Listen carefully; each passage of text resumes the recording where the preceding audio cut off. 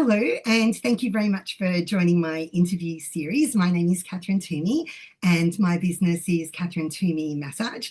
And I'm here today having a conversation with my friend Jai Harvey-Yin. She's a mindset coach. She has 30 years' experience in business, education, and blends mindset work with Reiki, meditation, and NLP. She uses timeline therapy, and she has strategies for us to help us move past stress and into clarity. So, Jay, thank you so very much for joining us today.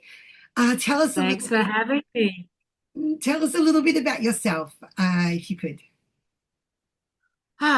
Well, I am a Gemini and I'm a lifelong learner, and I've been in business as long as I can remember. So as soon as I could get a job, I even went and I had an Avon route, and I would go door knocking and speak to all of the beautiful women and try to sell them lipsticks or whatever. So I knew from a very early age that I wanted to be in control of my own financial situation. I knew that I wanted to help women primarily. I'm not against men. I have many male clients, but women is where it's at. And throughout my whole entire life, it's always been about transformation, helping people feel better about themselves so that they can be the best version. And that sounds like such a cliche, but it's not. I think I'm a very real person who wears rose-colored glasses. Like my dad always used to tease me about my rose-colored glasses. But I think it's a skill to learn how to really feel the emotions and flip it into something that's positive and learn the lessons. So, yeah, that's what I do. I'm an entrepreneur, I guess. Yeah, I like how you talk about how you started in the process, because you've gone through lots of or many different stages as a business person, and I think that you really show how you don't just become a coach as for women. You don't just become someone that uses the word transformation. You're not like la, la, la, transformation. You really have to be at the grind at some point to hit those bell points or those pivotal moments where you know who you are, you know what you're doing, you know you've led some people along the way, and then you kind of chalk it and then move on to the next thing. Can you just elaborate a little bit on, I know that you worked in beauty, which I love because I love a bit of combination of, I love using the self as a way to, doing makeup. I love doing makeovers. I'm like that ultimate makeover person, whether it's for me or whether it's giving that to someone else. Yeah, exactly. Like I agree with you. I absolutely, if you know one thing about me, well, two things. One, I don't tell lies because I can barely remember the truth sometimes. And second of all, is that do walk my walk. And I think there are a lot of coaches out there and business advisors, mentors, or whatever, who haven't walked the journey. And it's really unfortunate for potential clients because they've got to, somebody's more flashy in marketing. So you really want to ask if there's a personality fit and also a historical, you want to make sure that the person can deliver results. In business, I've always had a vision and I've always worked towards that vision.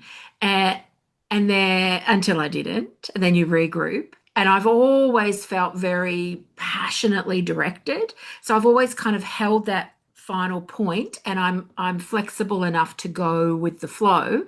Um, and I think, I wanted my own product range. That was the first thing that I wanted. And so I started as a makeup artist and then realized very quickly that I could do amazing things with makeup. But what sort of transformations could I do when I knew more? So I went back to school and became a beauty therapist. And then I was teaching people. And then I realized that people didn't know the basics. So I went and did advanced education and went door knocking, doing that, bringing new techniques to Australia.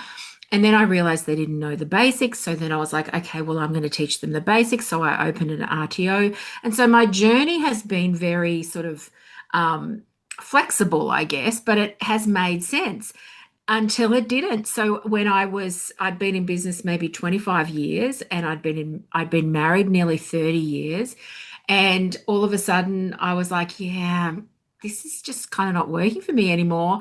And there was nothing wrong with it. I had the Barbie dream house, I had the beautiful life, but I just didn't feel aligned inside. And so I left So I and think I took the brave step. Yeah, so Yeah. I think what Go. that does is that you're like a proof. It's so easy to not believe that if you follow your own gut feelings, or if you take a risk, or if you've got that idea as a person that you can present something to other people, it's really easy to just shy away from, or take a long time, in fact, to do that thing because of fear and all the things. So I think that you represent this idea of proof that it actually does work. And I think that's a very important characteristic to have when you are showing a leadership of showing other women how to get what they want in life, not eventually, but basically just sort of sooner, that kind of that upgrade. Everyone loves using that word, and I love using that word upgrade. Just that, the timeline therapy that you do is incredible, because it really does elevate the who you want to be to the who you can just start being right now. Just pivot straight to that, start being that, because there's also that idea that you're not going to change. You're still going to be, you're still going to be the About same using person. things resourcefully. Yeah, It's about using things resourcefully and learning the lessons along the way. yeah. And we can change with one decision. You can. I last year I did 75 hard, and oh my God, was I mad? But You were I made a mad. I decision watched at that. that moment that I was going to do that, and it was a not negotiable for me. And it's interesting as you look back, because we're a cacophony of habit, right? And we're used to doing that, and we've been told stories, and we've got all these things. And you're right, with timeline, it's just making a decision to go back, learn the lessons, clear the poo. That's a technical term, everybody. I use a lot of those technical terms like poo.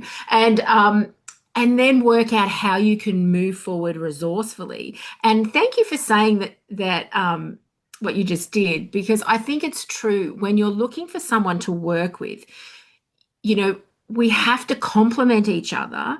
And my lessons, working with somebody like me, speeds up your journey, because I've done it all. It took me 35 years in business, but I can say, hey, this happened to me and this can happen. Why don't you try this? And then we can formulate a plan and a strategy together to move forward. You use the phrase soul alchemy. I like the word alchemy more than poo, if that's okay. What does that Yeah. mean? Talk to me about soul alchemy and how you phrase. So I think there's a couple of things with that. In business and in life, we often, as women, learn to disconnect from our true self. And I make a joke about it, I'm disconnected here, I'm all up in my head, and I need to feel in my body. And so when I made that massive change in myself and I discovered Reiki and I really started diving in and doing the work, I really reconnected to what mattered to me, to my soul and to my body. So that's why soul's very important to me. But alchemy is such a sexy word. I mean, technically, it means turning lead into gold, right? It's magical. It can be whatever it can be. So I work predominantly with people that have had a go, and then they're in their kind of messy middle of life, whether it be business or personal. And for me, that soul alchemy is turning that into an adventure, into fun, and making that transformation something that pulls you towards. We don't downplay that there's stress and trauma, and I can hold space not like no other. I will hear that and let you feel the feels. But then it's the alchemy where we go, right, we're transforming into something else. And that to me is magic. And my definition of magic is intention plus action plus free will. So I am all about feeling the feels, loving on, I'll hold the space, love and love, but I will make you take action. And it's funny, in preparation for this, I love oracle cards, and I drew an oracle card for today. And it's so funny.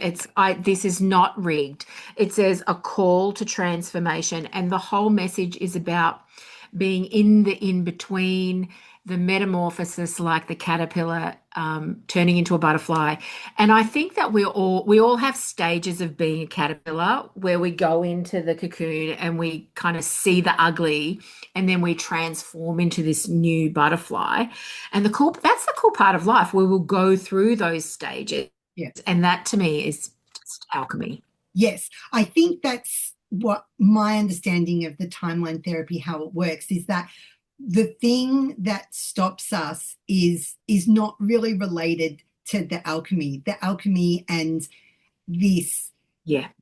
thing that we want to do in our life. That's us. But the thing that's stopping us, that's the thing we need to get rid of, that we just need to just dissolve. How does it work into your coaching? Do you like how do you sort of talk to people? Tell me about your favorite client from the past. There Without are like a divulging. million. There's a million. I think the thing is for me as a coach and a Gemini, because I'm very curious and I have an active mind and I like creative solutions. And so every client has a favorite moment for me. The thing that I love is that everybody has a different story. And what I love is loosening their model of the world and loosening the hold that they have on that story, and saying, what if? What if this? Or how about that? And calling them to task and allowing them the space to have that breakthrough moment. So I don't follow a cookie cutter process. Generally speaking, though, I will meet the person, find out what it is they want, and usually they can tell me everything they don't want. And I'm like, but baby girl, what do you want? And then we work out what actually they want. And I'll drill down. I'm relentless with my questioning in a loving way. I kind of am quirky, but actually I get stuff done. And I think life should be fun. Yeah. So then we clear these limiting beliefs. We clear all that's holding them back. And then we have all this space. And so I stay with my clients after we have the breakthrough day, which I call mindset reset, and we work out new strategies. And I really I had a client the other day, and she's learning to navigate a different version of herself with her mother. And so we had a practice conversation, and I said, what if it went like this? And she was like, I'd never really thought about it like that. And so pleased to say that all went well, and she's doing awesome. But we clear, we get all excited, and then I could just leave you alone, and then you would potentially go back to your bad habits. So I'm all about making it stick. Yes. I really want that transformation to stick. Yes. Tell us a defining moment for you spiritually in just the last few years. Okay, spiritually, I've always been woo. I never really owned it. Even in my practice as a massage therapist or reflexology, I would talk to my students about, feeling the connection, the energy, blah, blah, blah. But I never really owned it because I thought I was fighting a conventional, trying to be a woman in a man's world. Even the beauty industry is very much a man's world sometimes. And so I was very rigid in the way that I wanted to make sure that I was taken seriously. But after I left my life and I found Reiki, that was probably the profound thing. And the funny thing is that I'd been massaging for years and never had Reiki. And I got on the table and I was like, what's going on here? Like, what's she doing? And it opened something in me. And all of a sudden I allowed that spiritual woo to come out. And I've probably spent the last 8 years finding my own version of what spirituality looked like for me. And I sometimes think I'm Switzerland because I have psychological network. I have witch network. I have Reiki network. I have yoga network, and I have science network and business network. And I'm in the middle, and I'm this kind of little mixing pot in the middle. So I think that there are so many epiphanies to have. We just have to pay attention. Yeah. That's so interesting because I did my Reiki first. I did a Reiki when I was like 20, and I was so moved and so shifted and so realized that being around other people's energies, slash bodies, slash just all those, the composure, I really, because I had like a bit of a, not a modeling background, but I'd done this sort of acting. I teamed up with myself to be an actor and do voice. And so I was really quite a poised person in my early 20s. And then to go and do this thing with touching people, because it was in, the environment that you have with Reiki, it was just, it softened me a lot. And from there, I literally within weeks went to a school that taught massage therapy and got through into a course. And the rest is sort of history to me. It was a really life-changing moment. But I can't do Reiki. I could only feel it, and then I'm not that person to do Reiki, but it changed and pivoted me in my life. But I'm so much more visual in my sort of tooling, and I think I'm. It's not that I'm fake, but I don't know. I think everyone's individual. Some people are good at gardening, and it's in there with that. Talk to me about, okay, we're going to talk about brain fog and feeling stuck, and the first steps that you recommend to shift those feelings. Okay, so I think that there are so many common mind shift, mindset blocks that we deal with, and when we get to the root cause, that's my first thing is to find it's kind of where you have to be honest and find what the biggest negative meaning it could be. Usually it's I'm not enough. Mhm. Usually it's I'm too loud, I'm too much, I can't be seen. And then as a result of that, we play small, we overthink, we wait for permission, we don't, go on social media. The list goes on. We just fight because usually it's somewhere in that little person inside of us has been told that we're not enough for some reason. And I believe that's the root cause for the majority of people, men, women, children, everyone. And so I think that once you have that epiphany and you admit it to yourself, usually can be pretty emotional. You then see the threads of that through your life and how it's impacted you. And I always say you can't change something you cannot see. And so it all starts with awareness. And so once we acknowledge that, then we go through the timeline process and the coaching and all of that stuff. But when it comes to brain fog, that can be as simple as hormones, but it can be the fact that you're just running a program over and over and over and over again, and you just haven't been able to stop it. Once we realize how to pattern break, then you can fix anything. I I truly really, believe that. I really believe that the way that you speak about it is it's enlivening. It's like, oh, you don't feel good enough. Nah, that's not possible. I have an appreciation for that as a not making a rabbit hole out of an emotion, just kind of lifting it up, pulling it out like a pimple, and no, off we go. Tell me about your biggest lesson in business recently for us. People that Um, would know you for your workshops, for your online events. I think my biggest lesson is that I'm my own client, and I'm not better than anybody else. I just happen to be an absolute nerd and I do a lot of reading and, and I do all the courses and stuff, but I do take action on the courses. And I think the biggest lesson is that when you don't take action and you just learn, you might as well not even bother. It's just taking up space in your brain. So you sent me the thing and I've got 4 lessons. So my first one is no matter what, you have to keep going. You just have to keep going. You can't compare, I've seen the memes, you can't compare your chapter 1 to my chapter 20. You just can't. And, and sometimes like I've been in business 35 years and now I'm in this new iteration. So I'm actually almost, I'm lower in the chapters than I am in life chapters. There's no such thing as an overnight success. And there is an old story about a man who buys a plot of land and he's searching for gold and he gives up.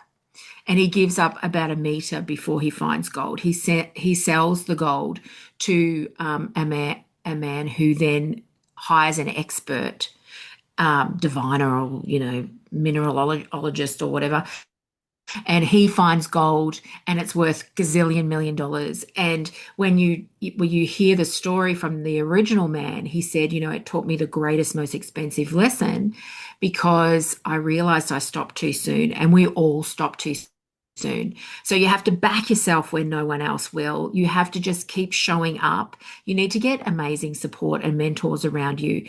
And the biggest lesson for me personally is learning how to manage my own energy versus what I want to get done.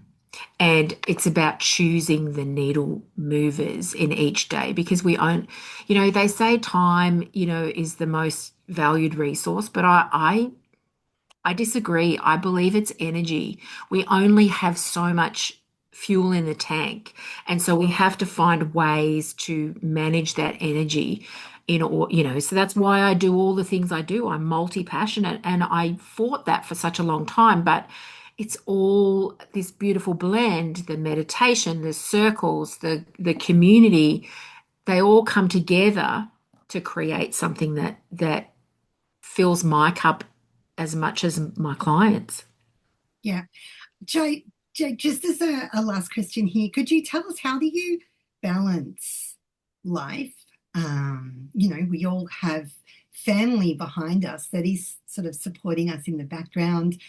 How do you balance the life and then the business offerings that you have? And tell us a little bit about your current business offerings. Okay. So basically, we had Circle last night and we were in Libra and we were talking about balance. And I think balance is a fallacy.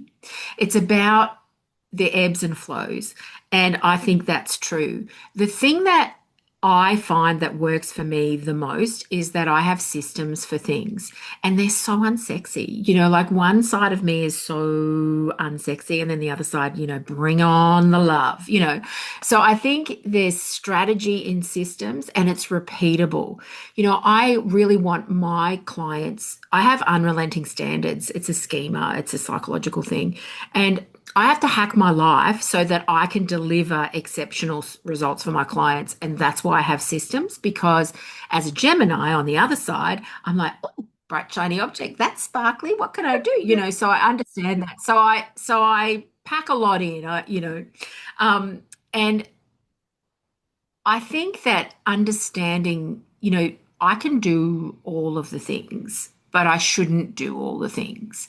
And so right now, I think I'm streamlining my offerings.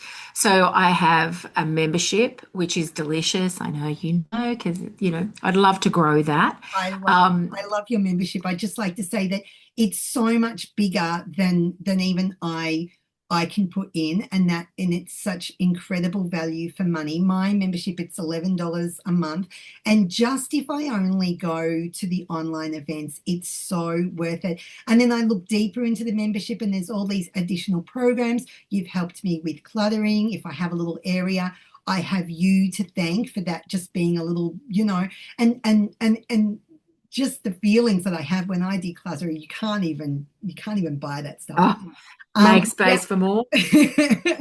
Yeah, so I do that, and that's really a passion project for me. Like ideally I'd love lots of members, but I do that because that motivates me. It's part of the balance for me. I want people in it that enjoy it. And those challenges that we do each month, I do with you Yeah, because I think, oh, I need to declutter. Let's do it together because it's always motivating when you're doing it in a group. yeah, And my motto in that group is zero pressure, only love.